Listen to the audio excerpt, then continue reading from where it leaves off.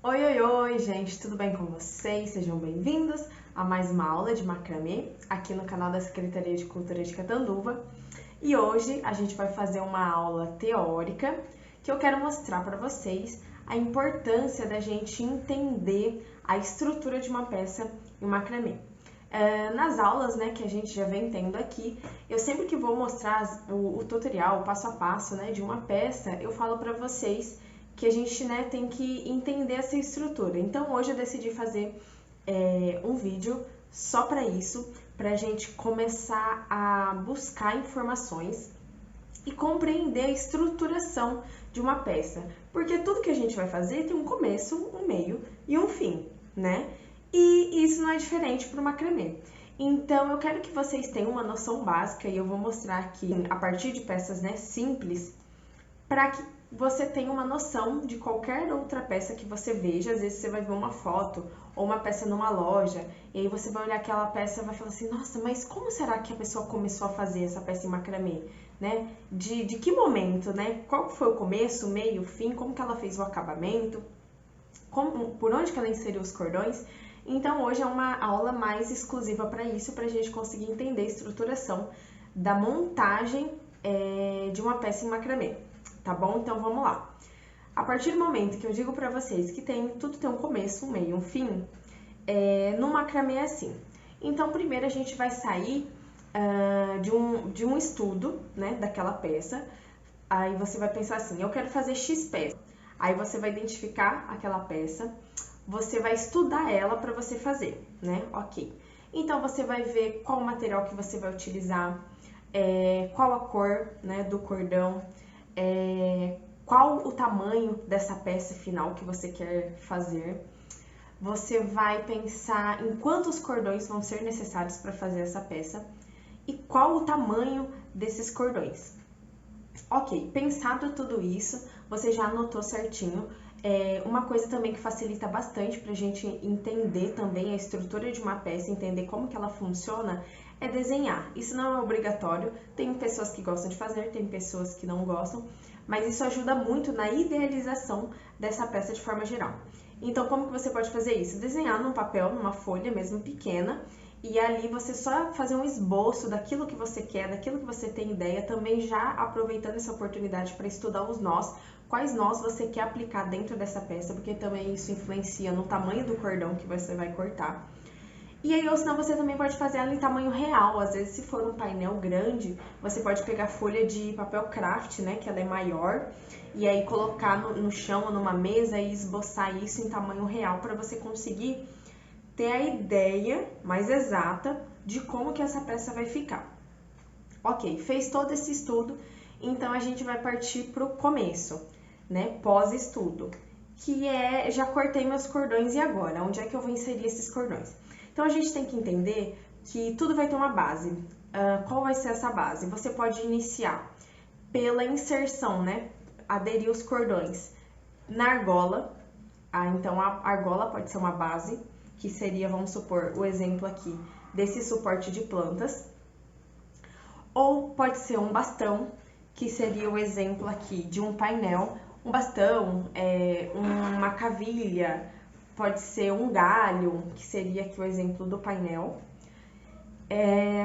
Pode ser a prancheta, tem muitos projetos que a gente não insere em nenhuma base, né, física, e a gente começa só com a união dos cordões, mas a gente precisa de uma base para fixar esses cordões. Pode ser a prancheta, né, que eu sempre trabalho aqui com vocês, então a gente coloca esses cordões na prancheta e daí eu tenho uma base. Esse é o começo. E aí, como que a gente insere geralmente esses cordões na base? Aqui eu adicionei com nó de montagem, que é um nó que eu sempre trabalho aqui com vocês, que eu já ensinei vocês. Então, com nó de montagem, a gente insere os cordões. A mesma coisa funciona para uma argola, né? Que a gente vai fazer um suporte de plantas, por exemplo. A gente faz aqui, coloca os cordões. Tem também a opção do suporte de planta sem a argola de metal, de madeira, ou o que for. Pode ser que a gente faça a argola, né, esse punho aqui, com o próprio cordão, que é até muito mais seguro do que utilizar a argola de madeira. Ok, inseri meus cordões e agora o que a gente faz, né? Já passamos do começo, já aderi os cordões. E agora? A gente vai para o meio. Num caso, vamos supor, de um suporte de plantas, aqui geralmente a gente coloca, né, um nó de falcaça, que eu também já trabalhei com vocês aqui, já ensinei, ó, nesse outro exemplo aqui também, com nó de falcaça, porque a gente precisa firmar, né, aqui embaixo, já que se trata também, isso é interessante eu colocar para vocês, que todo projeto vai depender qual que é a função dessa peça. Ela vai ser só estética, vamos supor, só decorativo, como um painel, que ele só tem a função decorativa, ou ele também vai ser funcional, como é a opção do suporte de plantas. Então, tudo isso tem que ser pensado. Porque aqui, quando for se tratar de um suporte de plantas, a gente tem que pensar nas hastes. Aqui, esse aqui, ó, eu fiz com 3 hastes, esse aqui eu fiz com 4 hastes. Então, você tem que pensar aqui, desenvolver, trabalhar, e aqui você entra a sua criatividade. O que você quer fazer? Nesses dois exemplos, ó, vocês podem ver que eu trabalhei diferentes maneiras de fazer o meu suporte. Aqui eu já vim direto no nó duplo, né? Fiz as 3 hastes. Aqui eu fiz nó duplo, só que numa variação dele, que forma um cone. Depois eu trabalhei as hastes dele. E esse é o meio do nosso projeto. Se eu for falar de painel, o meio aqui, ó, nesse exemplo, eu só fiz um trabalho mais estético e aqui é o momento que você coloca aquilo que você quer, que você idealizou, né, no seu desenho, no seu estudo da peça. E aí você vai trabalhando todo o comprimento do cordão, né, que você cortou. Ok, fiz, né, desenvolvi todo o meio já da minha peça. E agora, né, o que eu vou fazer? Aí a gente vem para a parte final, que seria também, eu falo assim, fim barra acabamento. Porque aqui a gente vai trabalhar o acabamento da peça e essa parte é muito importante também, a depender da peça que você está fazendo. Nesse exemplo, que é uma peça funcional, em que ele vai suportar um vaso, né, de plantas, e a gente tem que considerar que um vaso de plantas geralmente pesa de 1 quilo para cima, essa base aqui tem que sustentar esse vaso para que ele não caia. Então, essa parte do acabamento é bem importante a gente pensar em como que eu faço que isso aqui fique firme e seguro, né? Porque se eu for trabalhar, vamos supor, no meu caso, que eu trabalho com a venda desses produtos, eu tenho que passar uma peça que tenha segurança, né, para o meu cliente. Então, eu tenho que pensar em algo muito bem firme, estruturado. Então, aqui no caso do suporte de plantas, por exemplo, isso também funcionaria, vamos supor, para um berço, para uma cadeira de balanço, porque são peças que tem que ter sustentação para que não ceda os fios, para que eles não caiam e nem desatem. Então, você tem que pensar em algo que funcione e que fique firme. Vamos supor, nesse caso, eu trabalhei com um nó de falcaça, assim como trabalhei aqui no início. E nesse outro caso aqui do suporte de plantas, ó, eu trabalhei um nó duplo, assim como eu fiz aqui no começo, ó. O mesmo nó que eu dei aqui no começo, que é uma variação do nó duplo, e eu já falei pra vocês dessas variações numa aula anterior, se você não assistiu, volta lá, que são as variações, né, do nó duplo, tem 2 aulas sobre isso. Aí trabalhei aqui embaixo, e isso aqui eu sei que vai manter a minha peça muito firme e não vai ceder, e assim não vai permitir que esse vaso venha a cair. Então, isso é muito importante a gente pensar.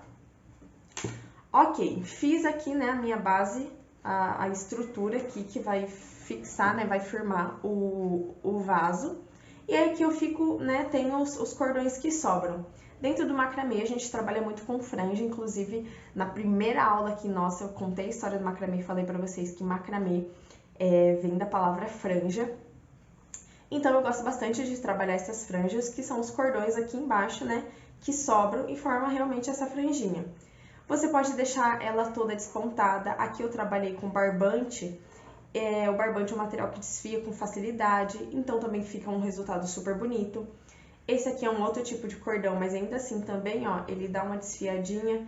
Aí, essa é a opção que eu quis deixar, com a pontinha assim desfiada. Essa parte da franja em si é só uma questão mais estética mesmo, do que você gosta ou do que o seu cliente quer que você aplique na peça.